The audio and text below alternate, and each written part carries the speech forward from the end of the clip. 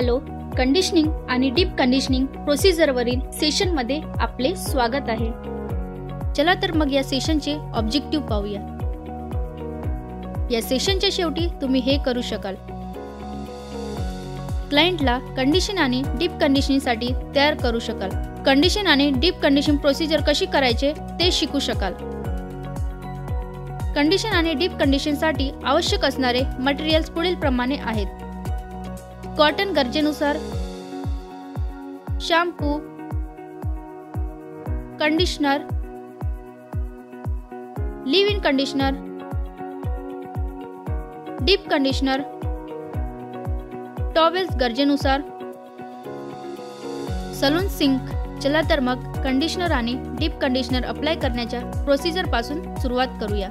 पहिल्यांदा शॉवर खाली केस धुवून घ्या. त्यानंतर शॅम्पू करा.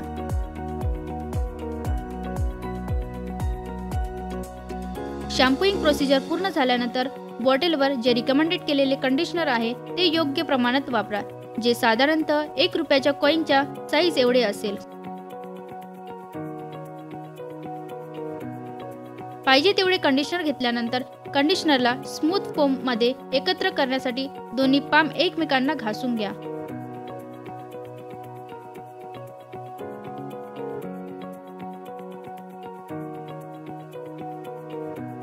आता ते ओल्या केसावर केसांच्या टोकांपर्यंत एकसारखे लावून घ्या.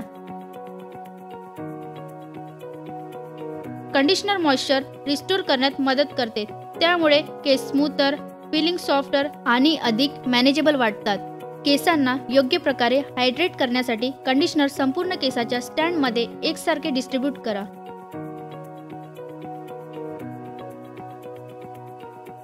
लांब केसासाठी ते चिन लेवल पासून आणि खाली लावून घ्या.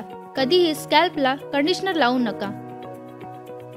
नंतर कंडिशनर लावल्यानंतर त्यामध्ये काम करण्यासाठी केसाच्या टोक्यामधून बोटे किंवा वाईल्ड टूथ कोंब फिरवा.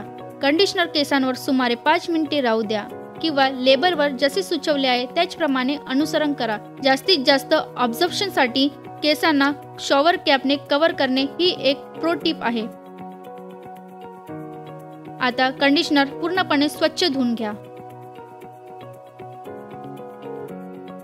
पुढे लिव्ह इन कंडिशनर कसे वापरायचे ते पाहू. लिव्ह इन कंडिशनर केसांना जास्त वेळ टिकणारे मॉइश्चर आणि हायड्रेशन प्रोव्हाइड करण्यासाठी डिझाईन केलेले आहेत. ते शॅम्पूइंग आणि कंडिशनिंग नंतर अप्लाय केले जाऊ शकते, ज्यामुळे मॉइश्चर लॉक होतो आणि ड्रायनेस टाळता येतो. विशेषतः ड्राय किंवा डॅमेज हेअर असल्यासाठी ते चांगले आहे.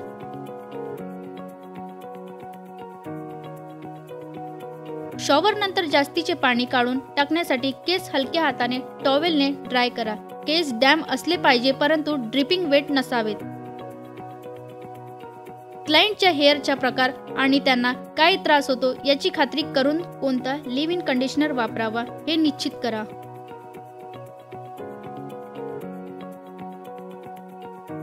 क्लायंट्स हेअरची लांबी आणि थिकनेस यानुसार आपल्या हातावर थोडेसे लिव्ह इन कंडिशनर टाका.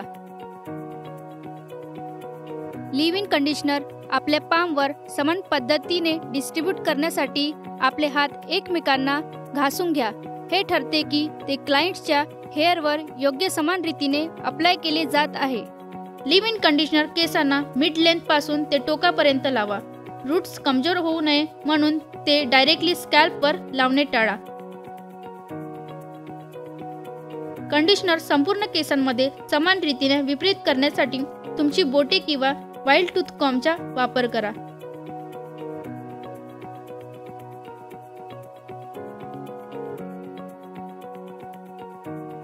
केसांना हवेत कोरडे होऊ द्या किंवा क्लायंटच्या पसंतीनुसार आवश्यक असलेल्या हीट स्टायलिंग टूल्सचा वापर करा.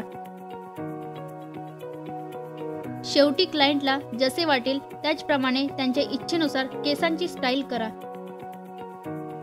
लिव्ह इन कंडिशनर एक प्रोटेक्टिव्ह बॅरियर देईल आणि संपूर्ण स्टाईल प्रोसेस दरम्यान केसांना मॉइश्चरायझेड ठेवेल.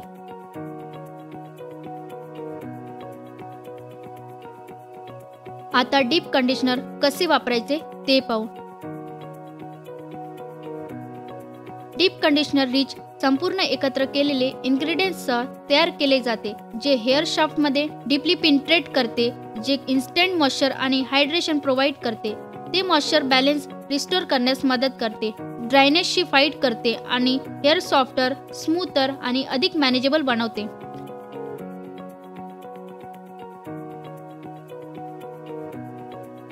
हे लक्षात ठेवणे अत्यंत महत्त्वाचे आहे की हेअर कंडिशन नुसार डीप कंडिशनर्स आठवड्यातून एकदा किंवा गरजेनुसार वापरले जातात.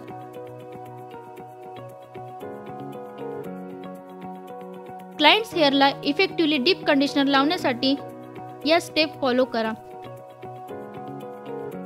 केस डाम असले पाहिजे, पण जास्त ड्रिपिंग वेट होऊ नयेत याची खात्री करून घ्या. जास्त पाणी डीप कंडिशनर डायल्यूट करू शकते आणि त्यामुळे त्याची परिणामकारता ही कमी होऊ शकते. केसांचे सेक्शनीय करून सुरुवात करा. भरपूर प्रमाणात डीप कंडिशनर घ्या आणि ते केसांच्या एका सेक्शनला लावा. मधील लांबीपासून सुरुवात करा आणि शेवटपर्यंत खाली जा.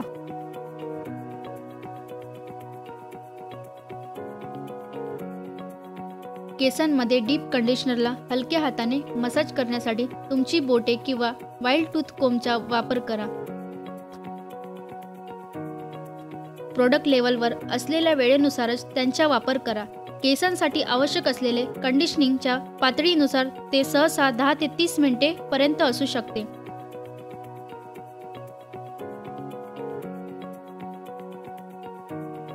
कंडिशनरच्या डीपर पेनिट्रेशन करण्यासाठी इथे एक प्रो टिप आहे. केस शॉवर कॅपने कव्हर करून ठेवा किंवा वॉर्म टॉवेलमध्ये व्रॅप करा. हीट हेअर क्युटिकल्स उघडण्यास मदत करेल, ज्यामुळे डीप कंडिशनर अधिक प्रभावीपणे पेनिट्रेट करू शकेल. आपल्याला वाटेल त्या वेळेनंतर ते सोडा.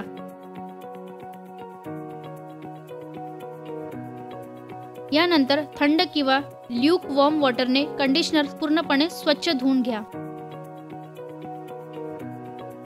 कंडिशनर निवडताना हेअर टाईप आणि स्टायलिंग रुटीन विचारात घेतला पाहिजे. वेगवेगळ्या हेअर टेक्स्चरला त्याच्या सर्वोत्तम ट्रीटमेंटसाठी आणि पाहिजे तसा परिणाम मिळवण्यासाठी वेगवेगळ्या इन्ग्रेडियंट्सची आवश्यकता असते. आणि जर केस रोज ब्लो ड्राईड केले जातात किंवा अनेकदा कलर्ड केले जातात, तर त्यांना एक्स्ट्रा मॉइश्चर लागेल, कारण ते ड्राय आणि कोर्स होऊ शकतात.